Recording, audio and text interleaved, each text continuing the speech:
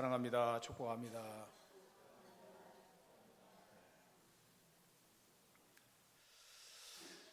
교회에서 제일 많이 사용하는 말이 무엇일까요?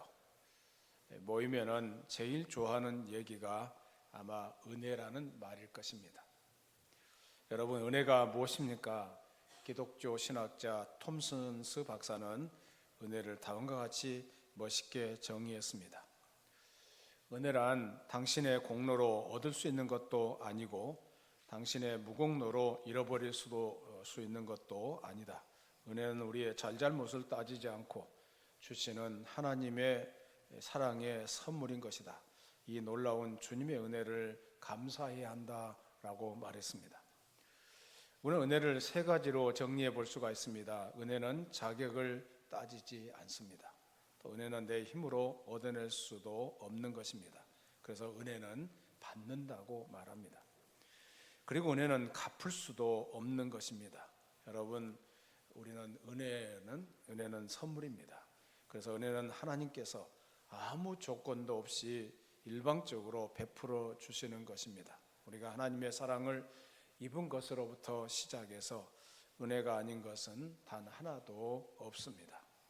사도 바울은 이런 하나님의 은혜를 깨닫고 내가 나된 것은 하나님의 은혜로 되었다라고 고백하고 있습니다. 모든 것이 하나님의 은혜로 되었다고 바울은 고백하고 있습니다.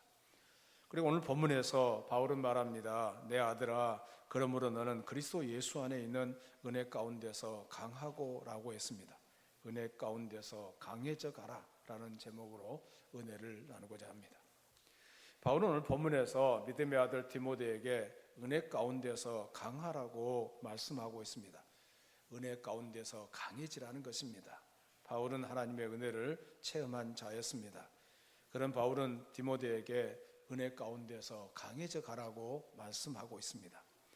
그러면 하나님께로부터 받은 바울의 은혜가 무엇입니까? 고린도전서 15장 8절부터 10절에서 이 은혜에 대해서 고백하고 있습니다. 고린도전서 15장 8절부터 10절 말씀을 같이 읽겠습니다.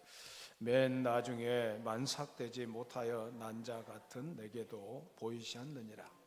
나는 사도 중에 가장 작은 자라. 나는 하나님의 교회를 박해하였으므로 사도라 칭함받기를 감당하지 못할 자니라. 그러나 내가 나된 것은 하나님의 은혜로 된 것이니 내게 주신 그의 은혜가 헛되지 아니하여 내가 모든 사도보다 더 많이 수고하였으나 내가 한 것이 아니요 오직 나와 함께 하신 하나님의 은혜로라. 이게 첫째로 바울이 받은 은혜가 무엇입니까? 만삭되지 못하여 난 자 같은 내게도 보이셨다. 만삭이란 말은 10달을 채워서 태어난 아이를 말하는데 만삭되지 못한 나다. 그러니까 겸손하게 자기를 낮추어서 이런 표현을 쓰고 있습니다. 은혜 중에 가장 큰 은혜는 예수님께서 나를 만나 주신 것입니다. 본래 바울은 예수님을 대적하던 사람이었습니다. 예수 믿는 사람들을 적극적으로 박해했습니다. 그러던 그가 예수 믿는 사람들을 잡으려고 다메섹으로 향하여 가던 중에 빛이 그들에게 둘러 비쳤습니다. 사람들은 바닥에 엎드러졌습니다. 그 순간 바울의 귀에 예수님의 음성이 들려왔습니다. 사울아, 사울아, 내가 어찌하여 나를 박해하느냐. 바울은 극적으로 예수님을 만났습니다. 예수님께서 바울을 찾아와 주셨는데 이것이 바로 하나님의 은혜입니다. 바울이 예수님을 만나보니까 창세전부터 하나님의 은혜가 자신에게 임하고 있었다는 것을 알게 되었습니다.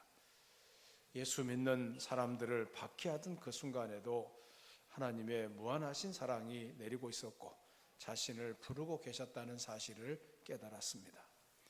우리를 부르신 사실만으로도 우리에게 임한 은혜가 얼마나 큰가를 잘 아시기를 바랍니다. 우리가 구원받은 사실을 생각해 보면은 너무나도 큰 은혜가 우리에게 임했습니다. 어쩌다가 내가 예수님을 믿게 되었는가?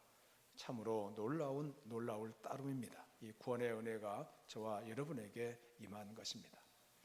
두 번째로 바울이 받은 은혜는 무엇입니까? 바울은 사도라 칭함 받기를 감당하지 못할 자에게 사도의 직분을 주셨다는 은혜에 대해서 감사하고 있습니다.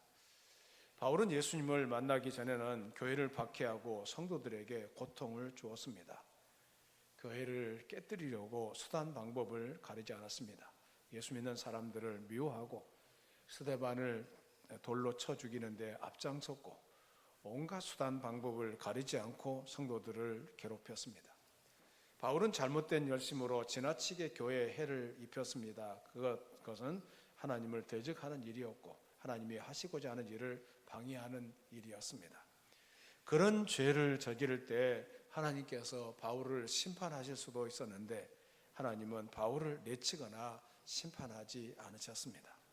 후에 사도가 되었을 때라도 그 값을 치르게 하실 수도 있는데 그렇게 하지도 않았습니다. 이것이 바울이 하나님께로부터 큰 은혜를 받은 것입니다. 만약에 하나님께서 바울의 잘잘못을 낱낱이 기억하여 미워하신다면 어떻게 되었겠습니까? 사사건건 너 같은 죄인은 안 된다고 하셔도 바울은 할 말이 없습니다. 그런데 예수님은 다메섹으로 가는 길에서 내가 왜 나를 박해하느냐 하시면서 그가 잘못된 길을 가는 것을 일깨워 주신 후에는 회개한 바울에게 단 한 번도 이전의 죄에 대해서 말씀하지 않으셨습니다. 사도 바울은 사도 중에 지극히 작은 자, 교회의 박해자라는 이 두 가지 사실을 염두에 두고 은혜라는 말을 사용하고 있습니다. 그는 이처럼 자신은 자격이 없다고 보는데 하나님께서는 자격이 있다고 하시고 그가 감히 사도의 일을 할 수 없다고 생각하는데 하나님은 그렇지 않다고 하시면서 자신은 죄가 많아서 안 된다고 하는데 하나님은 문제가 심히 문제 삼지 않으신다고 말씀하신 것입니다. 이와 같은 파격적인 대우, 연약과 잘못을 불문하고 불문에 붙이시고 불쌍히 여겨주시는 하나님의 은혜 때문에 자기가 존귀하게 쓰임받게 되었다는 것을 말씀하고 있습니다. 사도라 칭함받기에 감당하지 못할 자라는 이 말씀 속에서 크게 빚진 자의 심정을 읽을 수가 있습니다. 솔직히 저와 여러분도 우리의 직분을 감당하기에 부끄러운 과거를 가지고 있습니다. 우리는 우리 가운데 박해자도 있을 것이고 하나님을 향하여 주먹을 휘두르며 살았던 사람도 있을 것입니다. 예수님을 믿으면서도 이런 죄 저런 죄를 보면서 고개를 들 수 없는 수치를 간직한 사람들도 있을 것입니다. 그런데 오늘 나는 어떻습니까? 하나님이 돌봐주시고 인도해 주셔서 오늘 우리가 여기까지 왔습니다. 열매를 맺게 되었습니다. 영광을 받아 누리고 있습니다. 하나님 나라의 유익한 사람이 되었습니다. 이것이 은혜가 아니면 무엇으로 말할 수 있습니까? 예수님은 과거를 묻지 않습니다. 우리 죄와 허물과 실수와 부끄러운 과거를 다 지워주십니다. 과거의 잘못 때문에 오늘과 내일의 복이 취소시키는 그런 분이 아니십니다. 사랑을 거두어 가시는 분도 아닙니다. 어떤 죄를 저질렀어도 회개하면은 다 용서하시고 구원을 선물로 주십니다. 평안과 천국의 기쁨을 아낌없이 나누어 주시는 것입니다. 존귀하게 높여주시고 새로운 복된 삶을 살아가도록 이끌어 주십니다. 여러분, 하나님께서 우리를 얼마나 오랫동안 참아주셨습니까? 그것을 내가 미처 모르고 있었던 것입니다. 우리는 하나님의 인내 속에 내가 있음을 모르고 있습니다. 내가 죄를 짓고 있을 때 하나님께서 그대로 벼락을 내리쳤다면 다 끝났을 것입니다. 그러나 그 많은 죄악 중에서 짐짓 죄를 범하고 못된 짓을 하고 있었지만은 하나님은 오래 참아주셨습니다. 하나님의 오래 참으심, 나를 향하여 참아주시는 것, 그것이 바로 은혜인 줄로 압니다. 그리고 과거의 모든 죄와 허물을 동이서에서 먼 것처럼 옮겨주셨고 깊은 바닷물, 깊은 곳에 던지셔서 다시는 드러나지 않도록 해주셨다는 것을 알게 됩니다. 하나님의 기억에서조차 다 지워주시고 과거의 부끄러운 나의 모습을 떠올리지 않으시고 오늘 믿음으로 살아가는 아름다운 모습으로 봐주시는데 이거 얼마나 하나님의 큰 은혜가 우리에게 임하고 있는가를 알게 됩니다. 그리고 세 번째로 바울이 깨달은 은혜는 무엇입니까? 오직 나와 함께 하신 하나님의 은혜로라고 고백하면서 모든 것이 하나님의 은혜로 되었다고 고백하고 있습니다. 내가 모든 사도보다 더 많이 수고하였으나 내가 한 것이 아니고 나와 함께 하신 하나님의 은혜로 되었다고 고백하고 있습니다. 하나님의 은혜로 되었다는 이 고백이 얼마나 아름답습니까? 사실 바울은 기독교 역사상 가장 많이 수고하고 가장 큰 일을 감당한 사람입니다. 가장 많은 성경을 기록했습니다. 가장 넓은 지역을 돌아다니며 많은 사람들에게 복음을 전했고 가장 많은 교회를 세웠습니다. 가장 많은 제자를 길러냈습니다. 가장 능력이 많은 인물, 가장 효과적으로 일한 인물, 가장 열정적인 인물, 어떤 이름을 갖다 붙여도 어울리는 영적 슈퍼맨이 바로 바울입니다. 그런데 바울은 이 모든 것은 내가 한 것이 아니고 나와 함께 하신 하나님의 은혜로 되었다. 우리가 수고를 많이 합니다. 많은 능력도 행합니다. 많은 역사도 일으킬 수 있는데 그 모든 것이 다 하나님의 은혜로 되었다는 고백. 이 고백이 정말 아름답습니다. 이게 겸손한 표현이 아닙니다. 바울의 가장 깊은 곳에서 우러나오는 믿음의 고백인 것입니다. 과학기술처 장관을 지낸 바 있는 정금호 장로님이 쓴 책에 보면은 나는 위대한 과학자보다 신실한 크리스찬이고 싶다라는 책에 나오는 간증입니다. 그는 경기고등학교를 수석으로 입학한 후에 고등학교를 4개월만 다니고 몰반해서 서울대학교에 입학했습니다. 24살 때에 미국 플로리다 대학교 교수가 되어서 학생들보다 어린 꼬마 교수로 보이 프로페서라고 불렸습니다.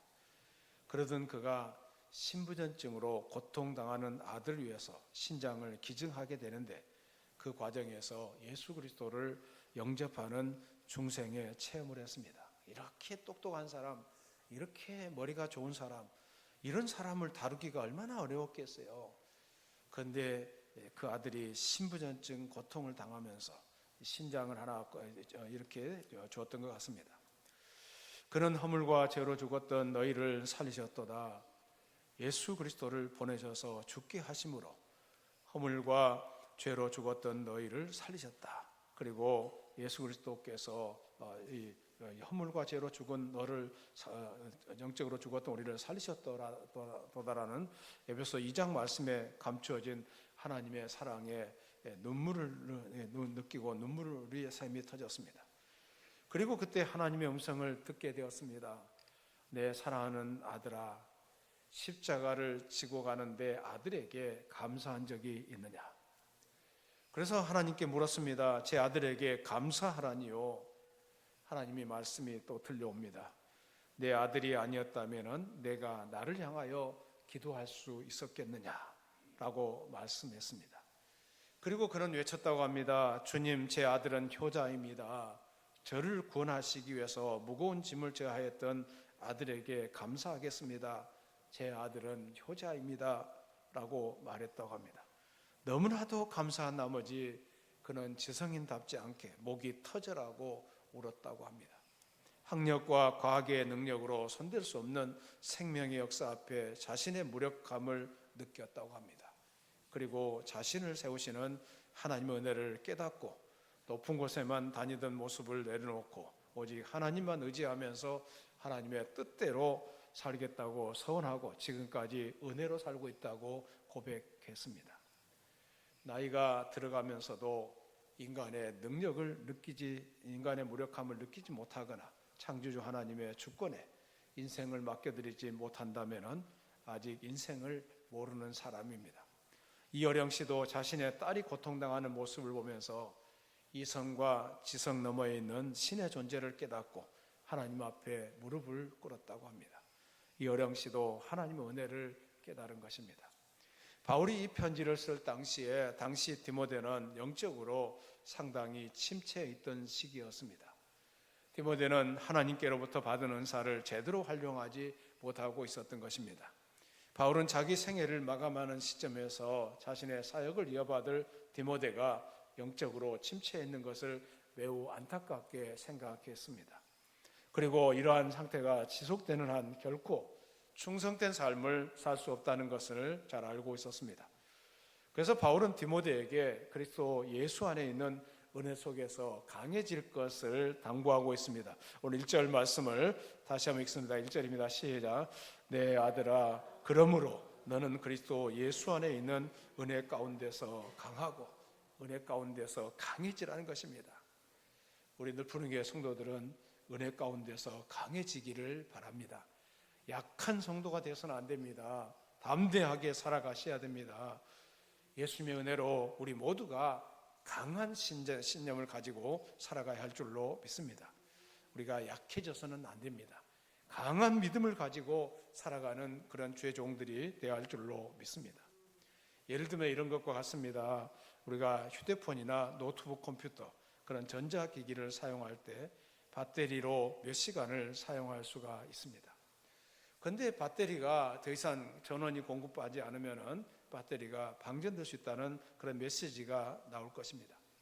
그럴 때 여러분은 충전기를 가져다가 충전해서 사용하게 됩니다. 디모데가 배터리가 다 된 상태, 이런 상태가 된 것입니다. 전원을 연결하지 않으면 더 이상 힘을 쓸 수 없는 그런 상황이 된 것입니다.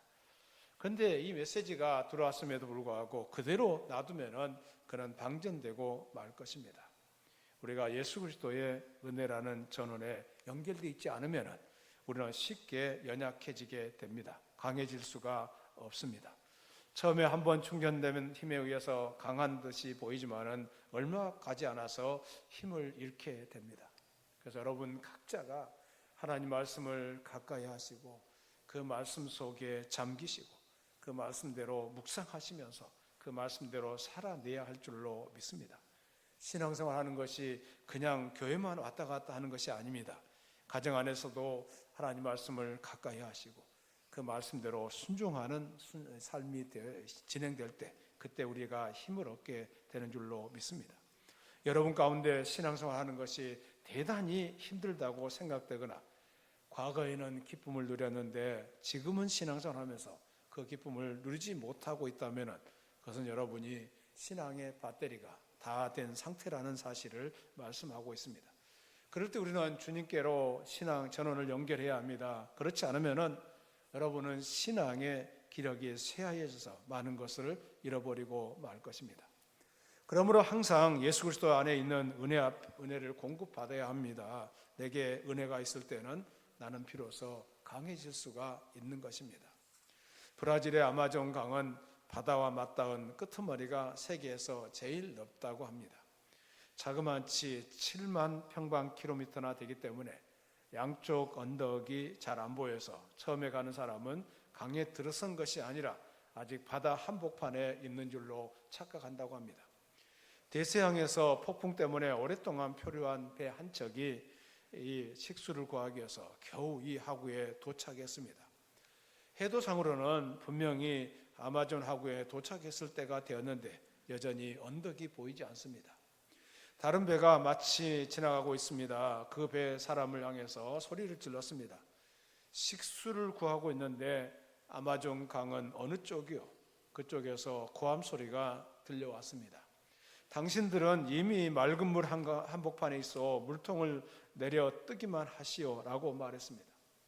사실 우리는 은혜의 한복판에 있습니다. 하나님의 구원의 약속은 그리스도의 십자가로서 이미 성취되어 있는 우리의 구원이라고 하는 맑은 물 한가운데 우리가 살아가고 있는 것입니다. 그러한 곳에 물통을 내리기만 하면은 그 물통이 우리에게 충만하게 주어질 줄로 믿습니다. 여러분 이것을 믿음으로 물통을 내릴 때 하나님의 은혜가 우리의 삶 속에 심령 속에 들어오게 될 줄로 믿습니다. 이미 넘치도록 나를 둘러싸고 있는 하나님의 은혜를 받아들이고 그 은혜의 강물에 깊이 잠기는 삶이 되어야 할 줄로 믿습니다. 생수와 같은 하나님의 은혜는 믿음으로 물통을 내리는 자에게 값없이 주어질 것입니다. 그래서 사도 바울은 그리스도 예수 안에 있는 은혜 가운데서 강해지라고 외치고 있는 것입니다. 이미 우리 모두가 하나님의 은혜, 예수 그리스도 안에 있는 은혜 속에 있음을 믿으시고 예수님 안에 있는 은혜를 풍성히 받아서 우리가 그 은혜 속에 강해져가는 그런 주의 종들이 되어야 할 줄로 믿습니다. 오늘 본문에서 은혜 가운데 강하라고 말하면서 세 가지 모델을 바울은 제시하고 있는데 3, 4절에는 군인에 대해서, 5절에는 선수, 6절에는 농부의 모델을 제시하고 있습니다. 예수의 좋은 군사와 같이 강력해져야 한다는 것입니다. 오늘 3절, 4절 말씀을 같이 읽습니다. 3절, 4절을 같이 읽겠습니다. 너는 그리스도 예수의 좋은 병사로 나와 함께 고난을 받으라. 병사로 복무하는 자는 자기 생활에 얽매이는 있는 자가 하나도 없나니 이는 병사로 모집한 자를 기쁘게 하려 함이라. 웨런 웨어스비라는 이 목사님은 이런 말했습니다. 기독교인의 인생은 놀이터가 아니고 싸움터라는 표현을 썼습니다. 후안 카를로스 오르티즈 목사님은 말하기를 우리의 신앙생활은 화려한 여객선을 타고 휴가를 즐기는 신앙생활이 그런 생활이 아니라 전투함을 탄 해군 생활이라는 말을 썼습니다. 군인은 강해져야 합니다. 강한 군인을 만들기 위해서 훈련을 합니다. 군인과 민간인의 차이가 있다면 훈련의 차이가 있는 것입니다. 군인은 강해야 됩니다. 강하지 않은 군인은 자신의 목숨을 적에게 고스란히 넘겨주는 그런 모습이 될 것입니다. 강한 군인이 되기 위해서 훈련을 하는 것처럼 바로 십자가의 강한 군인이 되기 위해서 훈련이 필요한데 오늘 3절에 보면은 디모데에게 이런 말씀합니다. 그리스도 예수의 좋은 병사로 나와 함께 고난을 받으라. 많은 고난을 이겨낼 때 비로소 강한 성도가 될 수 있습니다. 또 병사는 자기 생활에 얽매이지 않는다라고 말씀하고 있는데 모집한 자를 기쁘게 한다라고 말했습니다. 군대에 오라고 하면은 학교를 다니다가도 좋은 직장을 생활을 하다가도 결혼해서 일찍 신혼의 재미가 있다고 하더라도 나라가 부르면은 군대에 입대를 해야 합니다. 그리고 오직 군 생활에 전념해야 합니다. 그래야 좋은 군사가 되는 것입니다. 군인은 명령에 복종해야 합니다. 나이가 나보다 어려도 계급이 높으면 복종해야 합니다. 군인이 군인답게 살지 못하는 것은 훈련하지 않기 때문에 그렇습니다. 군인은 군인으로서 훈련을 잘 마쳐야 되는 것입니다. 마찬가지로 우리는 십자가의 군사들입니다. 예수님이 세상을 이긴 것처럼 강한 용사가 되어야 합니다. 싸움에서 이기는 용사가 되어야 하는 것입니다. 그렇지 않으면 영적 고문관이 될 수밖에 없습니다. 우리는 십자가의 군사입니다. 요즘에 현역은 18개월을 군생활을 하면은 제대를 합니다. 그리고 예비군이 됩니다.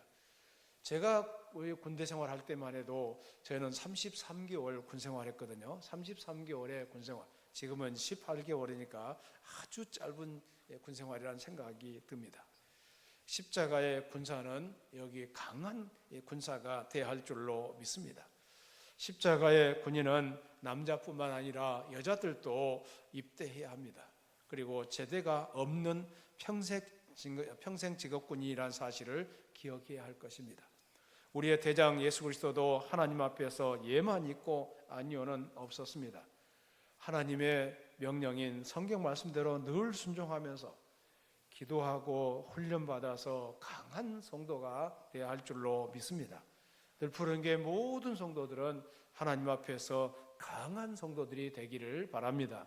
말씀에 묵상하고 말씀대로 순종하면서 말씀대로 살아내면서 강력한 하나님의 군사로 나타날 수 있기를 바랍니다. 두 번째로 오늘 바울은 또 말씀하고 있는데 은혜 가운데서 강해지려면 선수처럼 규칙을 지켜야 한다라고 말씀하고 있습니다. 5절 말씀을 같이 읽습니다. 5절입니다. 시작. 경기하는 자가 법대로 경기하지 아니하면 승리자의 관을 얻지 못할 것이며 경기자의 목표는 1등하는 것입니다. 그런데 편법을 쓰거나 잘못된 길을 걸어가게 되면 결국 실격 처리될 수밖에 없습니다. 성도의 능력은 어디에 있습니까? 하나님 앞에 부끄럼 없이 담대히 설 수 있는 사람은 능력과 용기의 사람인 것입니다. 하나님의 말씀대로 사는 사람, 공의를 행하는 사람은 용기를 가진 사람들입니다. 그래서 히브리서 11장 1절에 보면은 얽매이기 쉬운 죄를 벗어버리고 경주하자라고 말씀하고 있습니다. 아직 죄의 문제가 해결되지 못한 성도들이 있습니까? 하나님 앞에 따뜻하게 구하지 못하는 성도들이 있습니까? 죄의 짐을 다 벗어버리고 주님 앞에 깨끗한 그릇으로 서야 할 줄로 믿습니다. 디모데후서 2장 11절입니다. 디모데후서 2장 11절 같이 읽습니다. 미쁘다 이 말이여 우리가 주와 함께 죽었으면 또한 함께 살 것이요. 여러분을 약화시키고 무력하게 만드는 모든 죄의 문제는 우리 주님께서 십자가에서 못 박히실 때 믿음으로 받아들이면서 그 사실을 받아들일 때 우리의 모든 죄도 장사되었다는 사실을 받아들여야 합니다. 그리고 세상에 대해서도 자신의 죽음을 선포하시기를 바랍니다. 육의 사람, 죄 사람이 죽고 이제 사는 것은 내 안에 계신 예수님과 더불어 사는 삶이라는 것을 고백하시기를 바랍니다. 그러할 때 죄에서 자유함을 얻고 강한 능력을 회복하게 될 줄로 믿습니다. 여러분, 강한 선수처럼 강력하게 자라날 수 있기를 바랍니다. 세 번째로 오늘 은혜 가운데서 강해지려면 농부처럼 인내해야 한다는 것을 말씀하고 있습니다. 6절 말씀을 같이 읽습니다. 6절입니다. 시작. 수고하는 농부가 곡식을 먼저 받는 것이 마땅하니라. 여기 수고하는 농부라는 표현이 있습니다. 이 말씀과 연관 지어 보면은 야고보서 5장 7절 8절을 말씀을 같이 읽겠습니다. 시작. 그러므로 형제들아 주께서 강림하시기까지 길이 참으라. 보라 농부가 땅에서 나는 귀한 열매를 바라고 길이 참아 이른 비와 늦은 비를 기다리라니 너희도 길이 참고 마음을 굳건하게 하라. 주의 강림이 가까우니라. 은혜 가운데서 강해지려면 농부의 마음으로 인내해야 합니다. 저도 이 몇 년간 농사를 좀 지어보면서 하루아침에 농작물이 싹이 트고 열매가 맺히는 것이 아니라는 것을 깨닫습니다. 비료도 잘 뿌려야 되고 물도 잘 줘야 되고 그것을 잘 가꿔야 열매가 맺힌다고 했습니다. 오늘 본문에서 바울은 2장 10절에서 참는다고, 디모데후서 2장 10절에서 참는다고 했고 디모데후서 2장 12절에도 참는다는 말을 계속하고 있습니다. 농부는 가을의 결실을 기다리면서 게으르지 않고 열심히 일함으로 인해서 가을의 결실을 볼 수가 있는 것입니다. 결국 열매를 거두게 되는데 결국은 농부가 먼저 수확의 기쁨을 누리는데 참고 또 참아야 한다는 것을 말씀하고 있습니다. 여러분 잘 참아내시기를 바랍니다. 말 한마디에 화를 벌컥 내고 말 한마디에 자기 인생 자기 얼굴을 푸락 놀아가면서 분노를 표출하고 이런 것은 하시면 안 됩니다. 예수님 안에서 잘 참아내시고 예수님 안에서 인내하는 종들이 되어야 할 줄로 믿습니다. 그리고 때로는 고난이 올 때도 그 고난도 믿음으로 수용하시기를 바랍니다. 하나님이 나에게 이런 깨달음을 주시려고 나를 이렇게 변화시키려고 이와 같이 고난도 주시는구나. 이렇게 생각하면서 고난을 긍정적으로 받아들이는 훈련을 하셔야 됩니다. 강한 철강이나 탄소강이나 고속도강을 만들기 위해서 보다 많은 열처리를 합니다. 그럴 때 강철이 되는 것입니다. 성도가 고난 속에서 인내하지 못하면 강한 성도가 될 수가 없습니다. 군인이 훈련받는데 힘들다고 포기하면 결국 나고병이 될 수밖에 없습니다. 그래서 훈련소에 입소하면서 이런 말 합니다. 훈련 때의 땀 한 방울이 전쟁 때에서 피 한 방울과 같다라는 표현을 씁니다.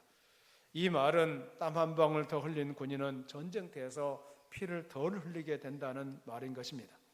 적과 싸움에서 이기려면 어떠한 어려움이 있어도 훈련을 참고 견디면서 강한 군인이 되어야 한 것처럼 강한 성도가 되기 위해서는 어떤 고난과 어려움도 이겨내면서 달려가야 할 줄로 믿습니다. 그런 길을 가는 사람들에게 생명의 면류관을 받게 될 줄로 믿습니다. 저와 여러분도 끝까지 인내하시면서 고난도 이겨내시면서 강력한 믿음의 군사들이 되기를 축원합니다. 이왕에 우리가 신앙생활 할 바에는 약한 성도가 되어서는 안 됩니다. 예수님의 은혜를 받아서 강한 성도들이 되기를 바랍니다. 강한 성도가 되기 위해서는 자기 생활을 버리고 국가의 부름에 충성하는 군인처럼 하나님의 영광을 위해서 살아가는 십자가의 군병으로 살아가야 할 줄로 믿습니다. 경기 규칙대로 경기하는 선수처럼 하나님의 말씀대로 순종하는 성도들이 되어야 할 줄로 믿습니다. 그리고 농부처럼 인내하면서 믿음 생활을 잘 해가야 합니다. 그러면 미쁘신 예수님께서 변함없이 신실하신 예수님께서 우리와 함께 하셔서 승리의 기쁨을 우리 모두에게 주실 줄로 믿습니다. 사랑하는 성도 여러분, 올해는 2025년도입니다. 이 한 해가 은혜 가운데서 강해져가는 우리 모든 성도들이 되기를 바랍니다. 2025년도를 살아가시면서 은혜 안에서 강한 성도가 되어서 강력한 강한 군사로 규칙대로 경기하는 선수처럼 인내하는 농부처럼 2025년도를 매일매일 승리하는 주의 종들이 되기를 예수 이름으로 축원합니다. 살아계신 하나님 감사합니다. 우리 모두가 강력한 군사들이 되게 하여 주시옵소서. 규칙대로 경기하는 선수가 되게 하여 주시고 인내하는 농부들이 되게 하여 주셔서 2025년도를 아름답게 빛내게 하여 주시옵소서.